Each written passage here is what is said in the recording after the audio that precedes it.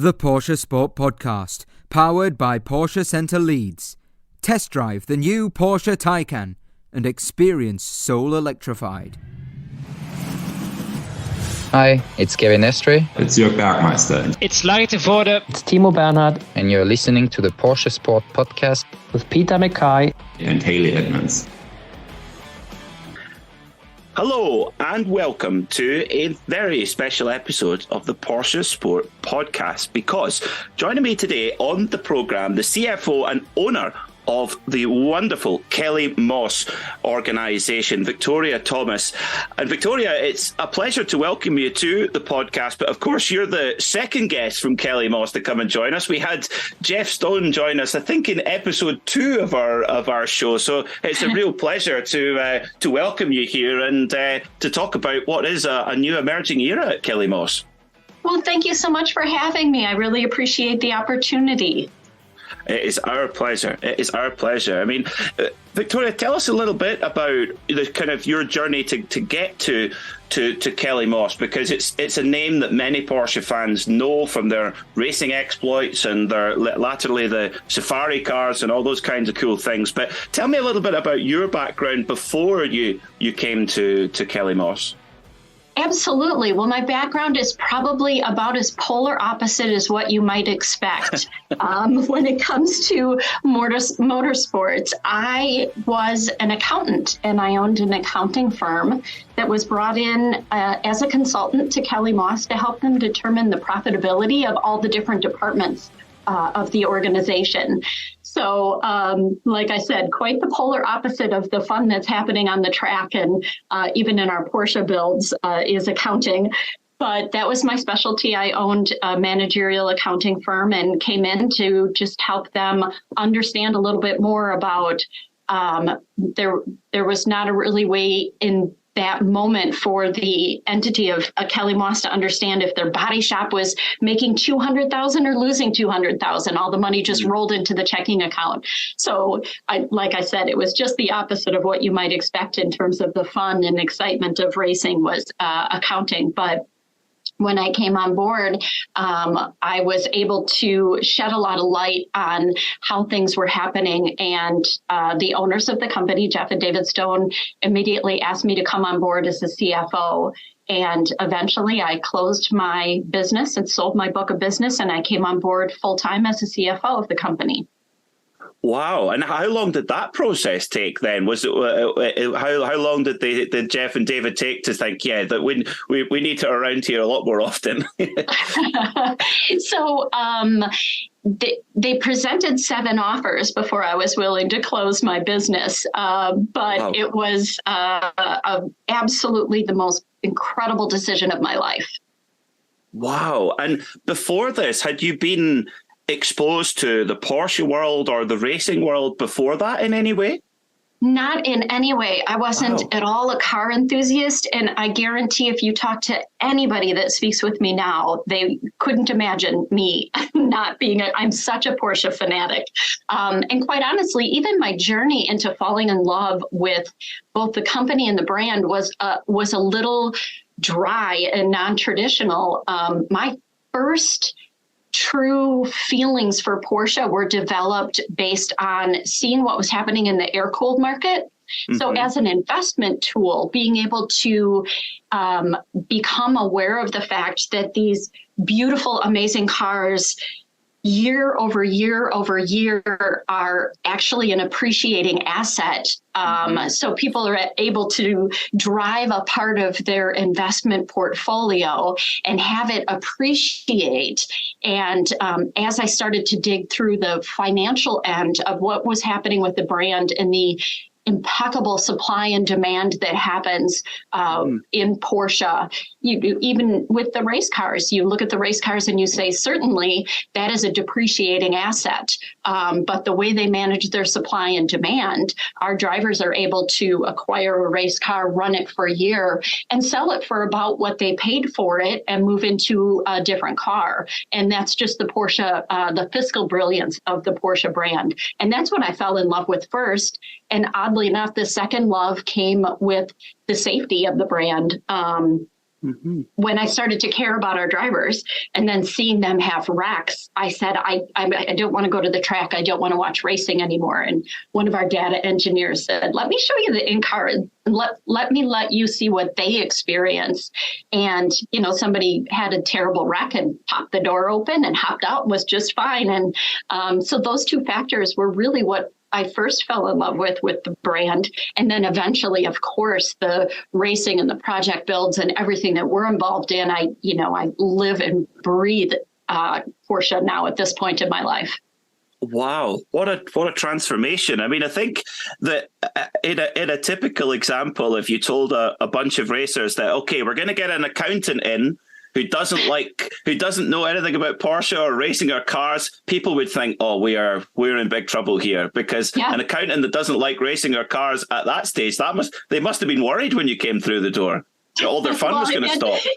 Yeah, I imagine that there were a few people that were a little bit concerned, but I quickly learned what an amazing industry this was, and just completely immersed myself in everything that we do here. And over your time at the business, over a decade now, how has the business evolved over that time? Because so much has happened in the world in all sorts of things, but how has Kelly Moss evolved in the time that you've been with the company? Well, I would say that there are two significant evolutions. The first would be when I started, there were about 9 people that were on our team. Basically, what would happen is the shop would shut down. Everybody would go to the racetrack. We'd run the race cars. We'd come back and re-prep the race cars. And that was more of what the model was when I first started. Diversification has always been incredibly important to me as an advisor of businesses. So the concept of growing our project builds was very important. And we started to work really hard. The actual client base of a project customer is slightly different, although there's some overlap, but slightly different than our racing customers. And being able to have a diversified group of clients as opposed to 5 or 6 drivers all in the same sort of bucket just added a degree of safety in terms of from the business perspective. But what that did bring us is a whole nother group of amazing things that we could take our knowledge base that we learn at the track and be able to apply it to.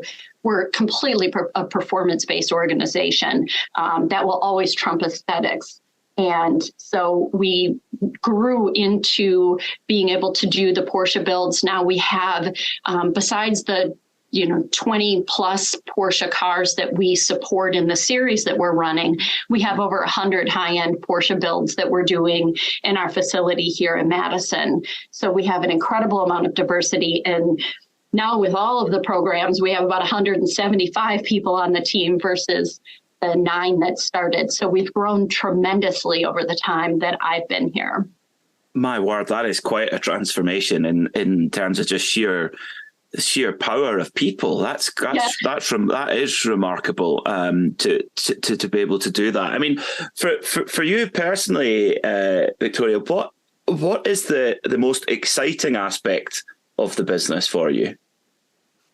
I would say for me in the moment, the most exciting aspect of the business is all of the people that I get to interact with.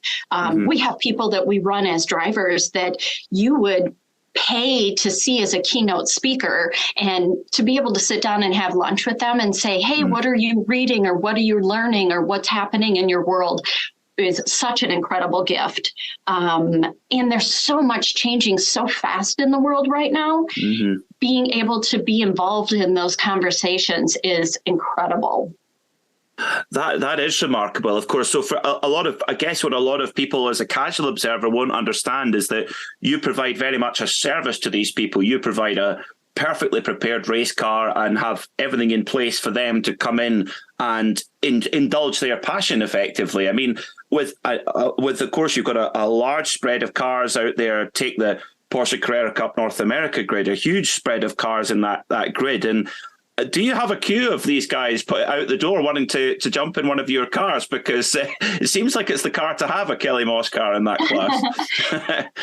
We do. We will not be capable of running all the drivers that are interested in running with us. Wow. And we have we're blessed to be able to have an incredible track record since we've been in operation since 1988 and have been able to develop a great relationship with Porsche. And, with the volume that we do, we get more allocations and all of that, which all feeds into it. But there's sort of a two-prong approach that we take with regard to our drivers. We have our elite drivers, which is what we call the people that are actually going to be in contention for a championship. So that's one bucket of our drivers. And then we have our gentleman drivers, who are the people that are paying to have all of the service in the car perfectly prepped, and the driver development, which is an incredible focus of ours, and being able to go testing before every event, which is what we do with all of our drivers. And so we're very lucky to have these two different buckets. With the elite drivers, their ability to learn and grow and their success on track is incredibly important to us. And that's how we are selecting those drivers.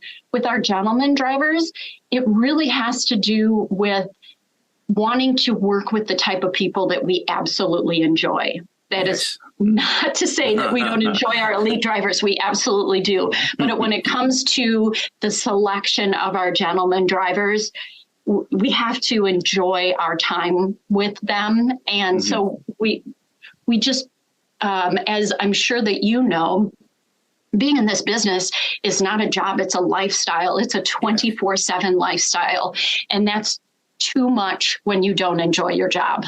100%. Yeah. Very, very true. Very, very true indeed. I mean, it is remarkable, isn't it? It is. You're when you go into racing, you are signing up, like you say, to a lifestyle and a way of life. It's never a 9 to 5, is it? No, never even close to it. Yeah, we all have a really hard time. Particularly, we joke that we're just coming off of the far side of the 6 weeks of Sebring, right? Because I don't even know how many track events we had there, probably 9 during the course of about a month and a half or whatever. And we don't know what day it is. When you're working 7 days a week, week after week after week, eventually you just completely lose track of what day it is. I bet. And you mentioned that the elite drivers and the gentleman drivers. I mean, they've got two very different goals of what they want to get out of their racing. I mean, they're all there to compete, of course, but the elite drivers, they're looking at becoming maybe a factory driver in future, what have you. How do those two personality types in your, you've been at the top level of business for a long time. How do you see those two personality types sort of intertwine with each other and socialize with each other and communicate with each other? How do they react in that one big space? Oh, it's so wonderful.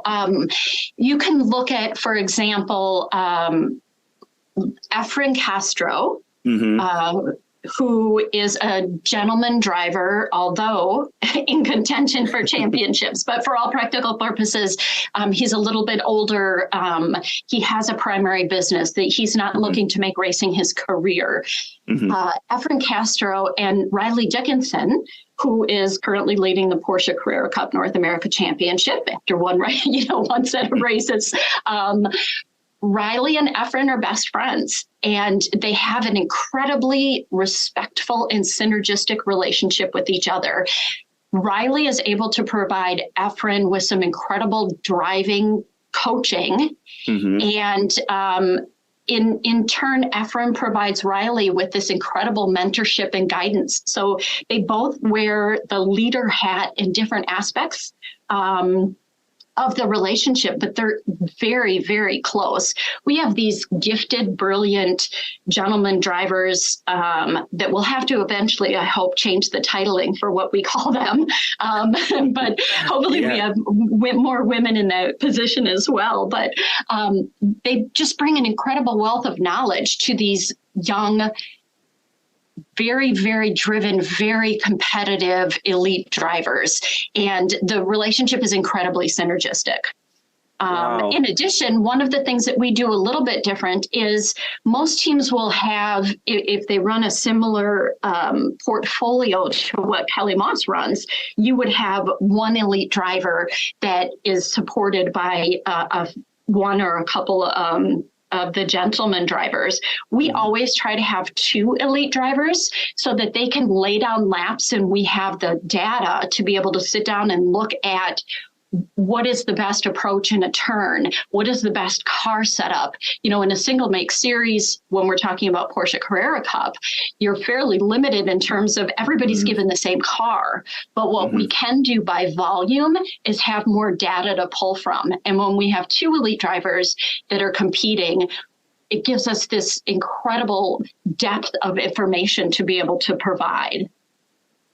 Wow, that's quite an attribute to have. Like you say, you're doubling the interest and doubling the detail, I suppose, in the preparation. That is remarkable. I mean, one aspect I'm really looking forward to speaking to you about, Victoria, is the program that you've set up within your team with the Porsche Carrera Cup North America with Sabre Cook. Yes. Now, this is a program that's. We've seen similar programs like that in Europe, which we'll talk about. But tell me about the inception of your idea and where that came from, but also what went into getting that idea off the ground, because everyone has ideas, but only a certain type of people actually realize those ideas. So if you can take us on that kind of journey, that would be great. Sure. So ultimately what happened was, with the passion and the growth and the success, and again, I credit a lot of the success that's happened with Kelly Moss to just having, we are hardworking, data-heavy company. So we have more information at our fingertips than most people do, just because the amount of testing, the amount of racing, the number of drivers. So we've worked really hard to be head down, just get it done. Our job is to, do the best job we can for drivers, earn some championships. And in that, very oddly, probably a year and a half ago, I got a telephone call from the amazing Lynn St. James. And the telephone call, although it was very, very friendly and very, very polite, my takeaway from that phone call was, why in the hell do I have to work so hard to find that a woman is an owner in a championship winning race team? So it was interesting because she was completely blown away. She had no idea that I was involved in any way. And we had an incredible conversation. It was very fun, but I walked away lifting my head up for the first time and looking at the landscape in motorsports. For me, I'm absolutely can't stand the victim mentality in any way. I feel like everybody has a responsibility to work hard, to do the best they can, to recognize that my job as a person, not just as a woman, is to be able to articulate my worth from your perspective. So why should you pay me more money? Well, I'm going to bring to you the why. This is what I've done. This is what I've accomplished. This is what I bring to the table. This is why it's in your best interest. And so I've always felt like the onus of that falls on me. So I don't subscribe to victim mentality in any way. So it didn't even really dawn on me that there weren't a lot of women in motorsports until I had the conversation with Lynn and sort of looked at the landscape and went, wow, this is really not representative of the population, and began to do research and depending on what source you read, at the time it was somewhere around 3% representation of women in motorsports. And thought, wow, we really need to do something about this. As a business owner, I want diversity in women here in our company, because it is absolutely been proven to increase your revenue and to be able to increase your profitability, to have all these different perspectives come together to provide solutions. So just in general, feeling like wow, if we could get another 47% of the population to be involved in motorsports, that's more drivers, that's more technicians, that's more people that are able to do engineering, and oh my gosh, and the fans. Like, more people in the grandstands. We use more fans? Yeah. And there have been a few people that have heard about what we're doing with Sabra and in the program of running a female driver and said, isn't that reverse sexism? Which I understand the perspective. It's an expensive sport and everybody's looking for help. However, this is a short-term investment to bring awareness that is going to grow the sport in its entirety, not just women, but in its entirety. It's the getting rid of that scarcity mentality and recognizing that we're looking at growing everything about this sport by bringing more women to the forefront so that people see that and recognize that this is an option and a very fun, viable option for employment and for entertainment. Mm-hmm. Well, you'll be pleased to hear that it was my mother is the one responsible for getting me into motorsport when I was 4 years old. So, oh my gosh, yeah. So, which was maybe I guess was unusual at the time, but for that matter, if you can have more mums who are more interested, they can get their kids, male or female, involved. I guess absolutely. It's like a ripple effect, I suppose. Yeah, absolutely. I love to hear that it was your mother that got you involved. Oh, she's the speed demon of the family. Still is. So I was exploring what I wanted to do in terms of how do we bring more awareness. The female driver is clearly the most visible representation of the team. And my hope was to be able to bring sponsorship enough that we would be able to provide an incredible opportunity to a woman when looking at the 992s in the United States for certain, if not everywhere, we've run more 992s. So our team has actually had incredible success in achieving championships in this particular car.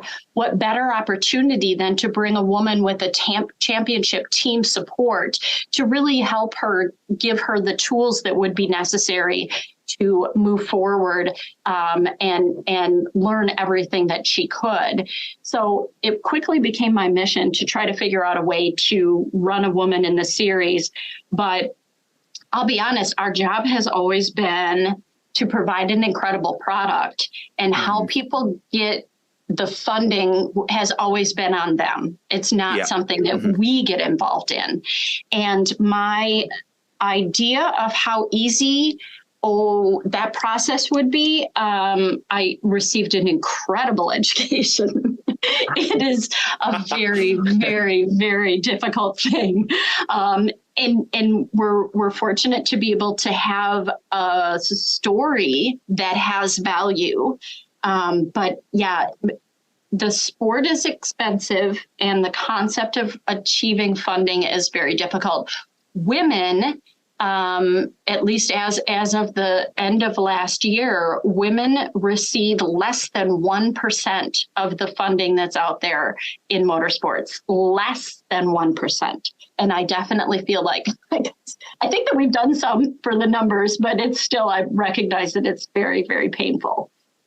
Yeah. So we're at the bottom of the mountain here, aren't we? But you know, one program here in Europe that's been remarkably successful has been the Iron Dames program, where very much like Kelly Moss in the US, Iron Lynx are a hugely successful race team that have proven equipment, proven people, and they've picked the best female drivers that they can find and give them an opportunity. I mean, Michelle Gatting, who will be on the show. By the time our listeners hear this, she'll have already been on the show. Told us that her career was done. It was it. And it was only done, but not because she wasn't quick enough. Because she said we simply ran out of money and we had to stop. And then I got the call, and that was it. I mean, are you in the type of? We'll talk about the shootout process in a second, but Did you find that with a lot of the girls or ladies who came to try out for the program? Did you find a lot of girls in that same situation as Michelle did at that time? I would say 100% of the women that I had the conversation with said, I don't know that I can keep doing this because I've run into dead ends. As a matter of fact, the women that did come to the shootout, I mean, it was just heartbreaking because they're so good and so strong. And I just, I want to be in a position where I can run them all. It's very difficult because they have incredible talent and incredible drive. And it's just an expensive sport. And again, that's part of the passion around growing the fan base. For me, it's my belief that we need to tell a different story to engage women in terms of the fan base. Men are more motivated, in my limited experience. Men are more motivated by the mechanics and the power and envisioning themselves in what they're seeing on TV in terms of, or at the track in person, in terms of what excites and lights them up in motorsports. Because women didn't grow up with this, it wasn't as much part of their world. I think it's less, they have less of an ability to sit and watch the timing and scoring or see a race and feel like they identify in any way. So what draws women in is the story. And the story is very different than the way we've been engaging people in motorsports. It's a lot of data and not so much the story, but certainly Drive to Survive has shown us that people care about the story. So that's, I think, one of the fundamental differences is we need to sell it a little bit differently if we're going to draw in this other group of potential fans. I completely agree with you, because it's amazing in the last maybe a year to 2 years, the amount of female friends who've come up to me and who'd never taken any interest whatsoever in racing in any shape or form, and Drive to Survive has sort of given them a flavour, but a flavour, like you say, telling a story of what is the narrative of this sport, what it is about in a bit more detail, rather than, like you say, data or timing screens or whatever, which even us diehard fans can find that dull sometimes. So, right. But it's amazing. Now you go to a pub here in Scotland and there's tables of couples, boys and girls and whatever, watching a Formula One race. And Absolutely. I thought, this never happened before. Never. No. Absolutely. And my opinion is that is the story. And that's part of what we're looking to do with Sabra as well. It's telling the honest story behind what's happening, because I think that's where we're going to engage with this next group of people that we want to draw into what we do. Well, let's talk about Sabra, or more detail, how you chose her, because you mentioned all the girls that came along were quick. I'm not surprised at that at all. Trying to explain the selection process. What attributes were you looking for, and for that, why was it that Sabra came out on top from that group? Sure. So when we made the decision that we were going to move forward, and I'm blessed to have a team of people here that were involved in it. And also with my team, I include Tom Moore from Dark Horse as well. There's just a lot of people that when I started to float the idea of wanting to run a female driver in Carrera Cup, there was just an incredible response from within the community to give me advice and help me go about this the right way. Jeremy Shaw was incredibly helpful. Lynn St. James was incredibly helpful. Catherine Legg was incredibly helpful. So I had a lot of advice in terms of how to go about this. And I have to say my team, our team here at Kelly Moss was very supportive and very helpful. But what we did is we took a huge list of probably 55 female drivers from people that were really doing incredibly well in karting to all of the people that had track experience and had to try to figure out how to break that down to about 20 people that we would extend deeper invitations to apply for the scholarship. So everybody sort of submitted names of people that they thought were of interest. And anybody that's ever been involved in this knows that it's so much more in depth of an experience than what you might think, because just recognizing that a particular woman did a particularly good job in a race gives me really no information until I dig into who she was competing against and what the levels were and what the regular track times are. And I mean, there's all these different layers, right? You can completely crush it. And that just might mean that it's a soft group that you're racing as opposed to that you're ultra talented. So there were many, many levels that brought us to the top 20. My expectation, because although we provided a car and we provided engineers and we provided testing and we provided, a championship team, I still required that they insure the car. And they're also responsible for crash damage. So we thought, well, this is going to narrow it. We brought a very, very large amount of money to the table, but it doesn't mean that it's not still quite expensive. And that's a $250,000 race car, roughly? A little bit more than that. A bit more than that, yeah. Yeah. So, I mean, just the car, and we did provide the car, but they had to provide the insurance. But just the car itself is over $300,000, and so as we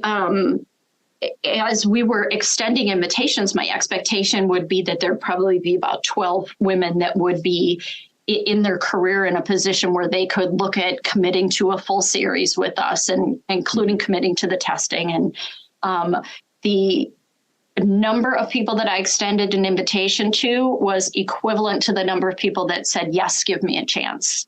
And that was my first surprise. They're like, I'll figure it out. Don't worry. You just get me in the seat. Yeah.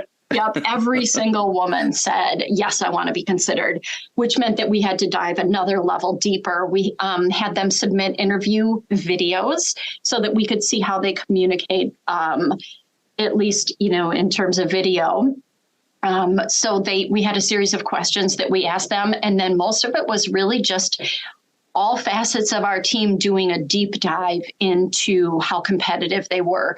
It would not do any good whatsoever for what we were trying to achieve to bring a woman to the public's attention to this degree and then have her not be competitive in any way. So we had to be very certain the mental health and the physical ability and the racecraft all could come together. So we took the top people to Putnam Park. Putnam by choice because it was a safe place to put people in a car. No, to my knowledge, at that point, no woman had ever been behind the wheel of a 992. So we wanted to be sure we weren't setting ourselves up for disaster and having a tubbed car right out of the gate. So Putnam was a much safer place to go. So we took our team to Putnam and we met Sabra Cook, Lonnie Unser, and Sarah Montgomery out there. And there were 64 points of the analysis that we did to determine who it was of the three of them that was going to receive the ride with Kelly Moss. Wow, that is an incredibly deep process involved in that. And it's now, once you decided on Sabra, was that like, okay, well, there we go. It's all agreed. We'll see you in March at Sebring. I guess that's not the case. What's the journey been like from choosing Sabra to actually getting on the track for the first race, and what's involved in putting that together?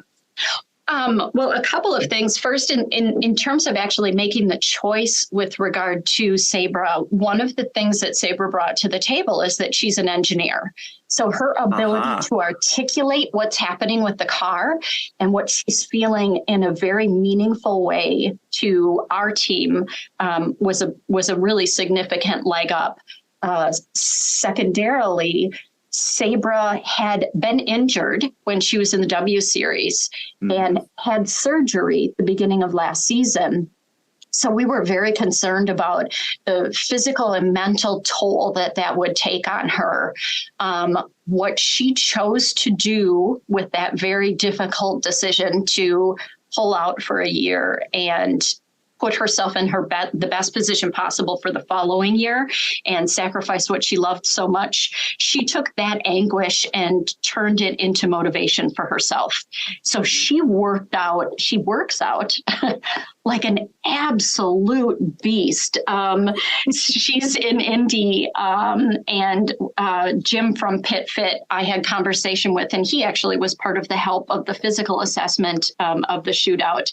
But she's there every day, and she's just insanely fit. She works out very hard. Our team had a little bit of trepidation when it came to doing, we did brake pressure testing and grip strength testing and so on. And Andy said, she can hit those brakes as hard as any man that we've run on our team. Wow. So that was really comforting to the team in general to know that that she's that physically fit. But once we made the determination, we still had a delta to make up in terms of the funding. I was committed to do this regardless of where we landed in terms of other sponsors that were going to come in and help us. But we did. So I had some hard work to do to get us to the finish line in terms of a place that Kelly Moss felt comfortable with, our contribution into the program. So there was a lot of that and a lot of conversation with Sabra, making sure that, she understood what was going to be expected and how she was doing. And she was still racing as well. She was able to be cleared health-wise and wanted to get time on the track and some other series and such. So anytime she had an opportunity to drive, she would take that opportunity to drive. But again, it was mostly just the funding component that was such a struggle. But we were able to pull it off, and really, really excited about how things have been going and getting her out at Sebring and getting her testing. Wow! What a journey that is, and the first round is in the books now. Two races at Sebring. What's the feeling in the team after those opening rounds? Because Sabra got two solid finishes in the books. So how are the team feeling after the first round? The team is feeling great. That everything lined up with what our expectation was. I'll be honest, Sabra was disappointed at qualifying. She was really hoping to qualify further up. And it was amazing because we could sit down and have very real conversation about expectations and about how competitive the field is this year. My goodness. I mean, Riley, we're blessed to have a driver that was on pole for both races and won both races. And we're, leading the championship with Riley Dickinson, who's run with us for multiple years and has Porsche Cup car experience going back 4 years. But being able to share the truth of racing is hard. Racing is expensive. It's very disappointing when you're in the middle of the pack and there's a lot of contact and it's difficult to get your passes in and all of that. Her job is to grow and learn every single event. And that's what my expectation is, to never, ever, ever give excuses about what went wrong, because everything is within your control, meaning you can get hit by somebody and feel like it's not in your control, but were you not conscious enough of where they were on the track? Did you not study your competitors enough to understand their level of skill set? Did you not give enough runway and know that you could take them at the exit instead of the entry? Like, take responsibility and something to learn from every single incident that happens. So her job is to always learn something, to always take responsibility, and to just keep trying. And that's, the rest of it is going to come as long as she has tenacity and the right mindset. So we had a wonderful talk about what I think she was very worried about what my expectations were for, the first event. And it's hard when you see the world's highlight reels. Certainly she doesn't have an unlimited budget to go test 4 times at, a track or in a new car before going out on the track. But what I really want, what I care more about is an honest story. Yes, no, I totally understand. And it's I think that's a lot of people don't realize is getting under the skin of a Porsche Cup car, although they have got more kind of mainstream as over the years. It's still a very unique car in its setup. It must take a bit of time for the drivers to get their head around the characteristics of the car, which are kind of unique to a 911 race car. Absolutely. And she came from doing more open wheel work. And again, the Porsche community is so wonderful. We were really blessed to be able to have, Patrick Long came and had conversation with her and helped her, with some of his knowledge and his information, and talking about, drafting is very different in these cars than what she's experienced and such. So it's just going to take some time for her to get to know it. And managing her mindset is going to be the trickiest part about all of this. But I feel like she walked away in such an incredible place after qualifying. And, her fear was, well, if I tell this story that this is hard, or if I tell the story that I'm disappointed, I don't want people to feel like how hard this is as an excuse. I'm a competitor.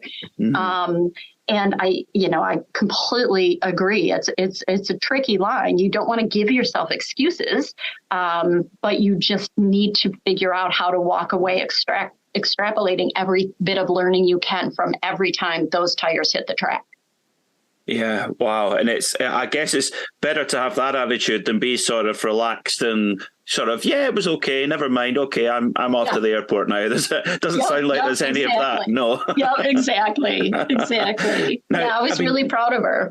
Yeah. Oh, I bet. I mean, now that Sabre season's underway, have you allowed yourself to begin looking for a future candidate for future years, or and if so, who can you tell us who's on your radar? I'm sure you keep a close view. Well, I can tell you this, that a number of women that I've been involved in conversation with tells me that the climate is absolutely changing. What's lovely is that now there's so many people that reach out to me and say, can I get on your list to test for next year? Can I get on the list to be involved if there's a shootout? Which is really helpful because I don't have to spend as much time going out and looking for people. But I will probably wait until deeper into the season before I put too much energy into that. But absolutely, one of the areas I'm always going to be looking at is I'm looking at who's doing really, really well in the karting. And also always keeping an eye on who's racing and what's going on and how they're doing. There's a lot of really competitive, really talented women. And I have also recognized that there's a huge amount of support and help within the community that just all kinds of, particularly men, have raised their hands and said, I want to be part of the solution to this. I want to help in any way I can. So being able to get honest feedback and solid advice is really great. I mean, we'll have, I don't know, probably 70 on-track events, Kelly Moss, this year. So I can't rely on our team 100%, myself included, to be able to do all of the heavy lifting and in terms of figuring out what talent is out there because everybody's so busy. But being able to have people recognize that this is a mission of ours and bring information to us makes the whole process easier. Wow. Well, when do you sleep? Goodness, with all this going on. I mean, of course, it's the program with Sabre is so exciting, but also it's a huge time of evolution again with Kelly Moss, with not just one but 2 entries in the top GTD class in the IMSA WeatherTech Championship, which of course provides the kind of paddock that the Porsche Carrera Cup North America usually lives in for some of the year. I mean, this is the top level of sports car racing in America. For me, IMSA is the top sports car championship in the world. I love it. But running in it it's serious stuff. I mean, tell us about the journey of putting not just one but two entries into GTD this year, which is a class that just keeps getting more and more competitive. Yeah, absolutely. So basically, for us, our team has wanted to be challenged. Porsche Carrera Cup, for certain, provides an incredible growth and learning opportunity year over year. But in order to take very competitive people and have them continue to feel challenged, especially when by nature, we really try to limit what we work with. We're very committed to the Porsche brand because of the safety component, because of the quality, and because of the relationship going back well over 30 years now. So because we're very limiting in terms of what we actively work with and are only wanting to work within the Porsche brand, our team wants to learn and grow, and being able to provide an opportunity where there's this step up into the GTD program is an incredible opportunity for our team, and also an opportunity for our drivers. We had a lot of people that came to us and said, we want to run GTD. And so it was time for us to level up. And we felt like we had the ability to do that when we leaned into our partnership with Riley. Bill Riley and his team are incredible friends of Kelly Moss. Lot of mutual respect there, and the ability to help him out with some of what he's doing, and he helps us out with some of what we're doing, has made it possible for us to level up in a way that we absolutely can provide the best possible experience for our clients, provide the best possible education for our team, and be really proud of how we're representing now in literally every single area of Porsche racing that exists in the United States. We're involved in every bit on that pyramid. And I think that we're the only team that's involved in every single step on the pyramid. And that's something to be really proud of as well. It certainly is, because that is a big pyramid as well. The different models that you can race in and the championships and everything. I mean, there is, of course, one. You could put yourself on the list for a 963 GDP car. Yep. And then ultimately, the goal is to not be missing out on any of the rungs. What we need to do, I mean, there is the ability and there is the desire, but also we need to be very sure that we can prove to Porsche that we are a team that's worth investing in. And even their allowance of people running in some of these areas, they have to be very careful about how they go about doing it as well. Their brand is on the line in terms of the success that happens on the track as well. So we're trying to be incredibly smart about how we go about things. But I would say we're not at the very top of where we're looking to go professionally. We are definitely where we want to be right now, though. I like it. Our listeners can read into that. They can take their own imagination away with that one. I mean, just a few final questions, Victoria. It's been such a pleasure to chat with you. I mean, when Jeff came on the show right at the beginning of the life of this podcast, he told us a very first Safari customer who wanted to put an elk on the roof of his car, but he wanted a Porsche and everything. You make some crazy creations of your shop. I mean, do you get the chance to get behind the wheel of some of these creations very often? Very often, definitely not. But for certain, we have had our fair share of some incredible fun, particularly the Safari builds are particular fun for me. Although because we've done so many and we've become so known for it, we're really trying to get away from that because our capability is so much broader than that. we have really enjoyed the safari builds and developed some incredible friendships with the people that we've built them for. But what I love about the safaris is whether you're in the desert or you're on a frozen lake or you're just out in the sand or whatever you're doing, the fun really happens at, like 45 to 55 miles an hour in those cars in a very safe environment. So it might surprise people to know that I have no desire to get behind one of our race cars. I've done that is a surprise. That is a surprise. I've done hot laps with Andrew Davis. I have to say I have to experience it. So I will become involved in it so that I can hold my head high and say that I've experienced the stuff that we do. But for me, the joy is that off-road stuff where it's just a safer environment and I don't have to be the one that, worries about. I don't know if you happen to see, there was a photo that went viral where somebody had made a comment that when we put a roof tent on one of our safari cars, that there's no way that car would hold an actual people getting into the tent. And one thing that you don't want to do is to question my husband's design integrity. So I had told him about it and I said, hey, let's put a bunch of our big body shop guys on top of the car and show people that it had, that absolutely people can go on it. And Andy said, no, let's put a race car on top. And actually he wanted to put one of the Porsche buses on top. But I'm always the one that's sort of talking people back like, yeah, this sounds like fun, but there's some liability here, people. So I'm usually the brakes and Andy's usually the accelerator with our business. But we ended up putting, because we owned it at one of our, I think it was a 991 at the time, one of our 991 race cars on top of the safari car. And Ann made a video about how we went about doing it. And people went absolutely crazy for it. So I love that.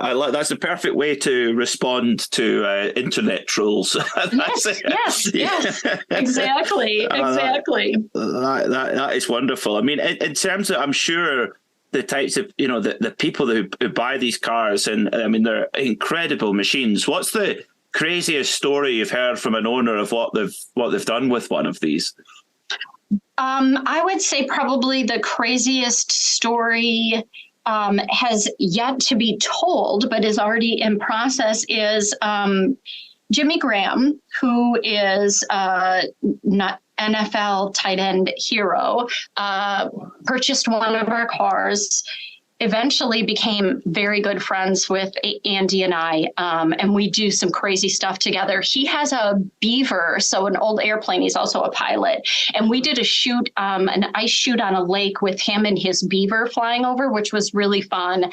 But he's wanting to take his Huey helicopter and airlift his safari build and then literally drop it in the desert with somebody in it to drive off. He has this vision about what he's wanting to do in that. So when we actually do that, I'll let you know, because that will be one that will be fun to watch. Oh my words! Yeah, that would take the biscuit. That one. That's for what an idea! What an idea! Now, Victoria, I have one final question for you, and this is a question that in one way or another we ask every guest here on the Porsche Sport podcast. And if we're speaking to a driver, we'll ask them about a dream race that they would love to take part in. But for you, I've tweaked it, I've personalized it slightly. If you were to have money, no object, no holds barred, a dream Kelly Moss race program where you can put any driver in any car and in any race or series you like, what would be that absolute dream program for Kelly Moss in your mind? For me in this moment, and I hope that my answer will be 100% different 1 year from now, Peter, but in this moment, I would love to be running a female driver in every single area of the Porsche pyramid, so that we had a female lineup in GTD, female driver in Carrera Cup, female driver in Sprint, and, in the PCA running as well. That would be my dream for the moment, because I feel like the momentum that would build in terms of being able to have awareness for young girls to see that motorsports is something that is worth exploring and going into, I feel like that would have a huge impact. So that would be my dream today. And I hope that we're successful enough in this next year that wouldn't be my dream in a year from now. Wow. Well, that's the first time we've ever had to that question. Because everybody else answers with a specific, well, I would have this car and this teammate and this drive. You've said, I want it all of it now. Yeah. All of it now. That's as revealing as an answer as we've had in a long time. Well, I think to be in this industry, you sort of have to have an insatiable appetite. So absolutely, you do. Absolutely. Well, Victoria, it's been such a pleasure to welcome you here on the Porsche Sport podcast. Thank you so much for taking the time. And most of all, we wish you all the best of luck, not just for this season with Sabra, but for your dreams for the future with ladies in racing. We fully support the initiative and, of course, everything that's in Kelly Moss's bright future as well. Thank you so much for joining us on the Porsche Sport podcast. Well, thank you as well. And I appreciate you taking the time to tell this story, because that's how some of these changes happen, is people recognizing that there is a story here worth telling. So it's incredibly generous of you to bring us on and help share that story. The Porsche Sport Podcast, powered by Porsche Centre Leeds. Test drive the new Porsche Taycan and experience soul electrified.